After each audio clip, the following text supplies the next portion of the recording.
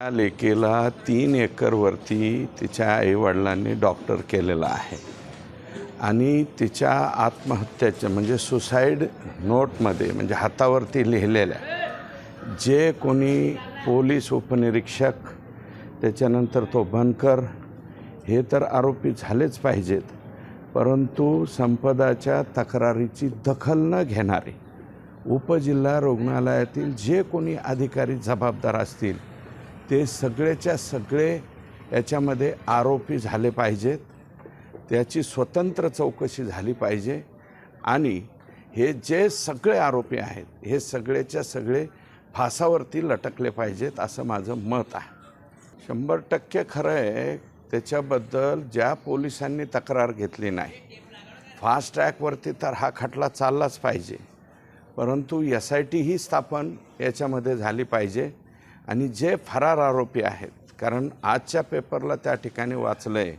की तो बदने आणि बनकर तो घरमालकाचा मुलगा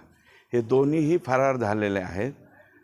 पोटाला चिमटा घेऊन आमचे लोक ऊस तोडून लेकीबाळींना शिकवतात, उच्च शिक्षित करतात आणि त्याचा जर असे काही लोक गैरफायदा घेत असतील तर ही एक जरब बसली पाहिजे। इथून पुढं दुसरी डॉक्टर संपदा होता कामा नये याची संपूर्ण काळजी त्या ठिकाणी घेतली पाहिजे असं माझं मत आहे। हे तर सर्वात दुर्दैव आहे।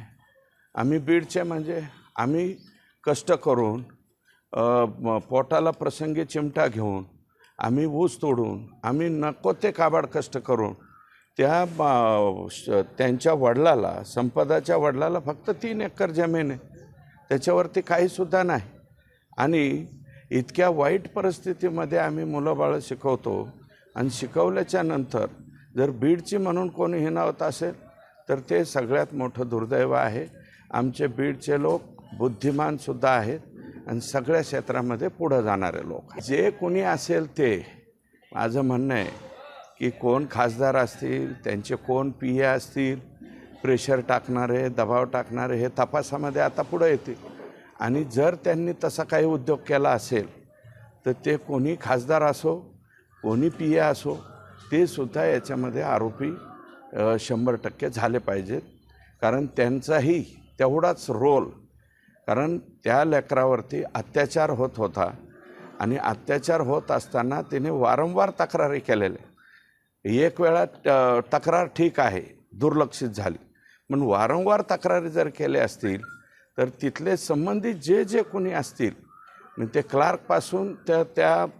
ह्याच्या CS पर्यंत जे जे कोणी लोक जबाबदार असतील ते सगळेच्या सगळे याच्यामध्ये आरोपी झाले पाहिजे आणि डॉक्टर संपदाला न्याय त्या ठिकाणी मिळालाच पाहिजे आणि आम्ही 100% संपदाच्या बाजूने त्या ठिकाणी उभं राहू।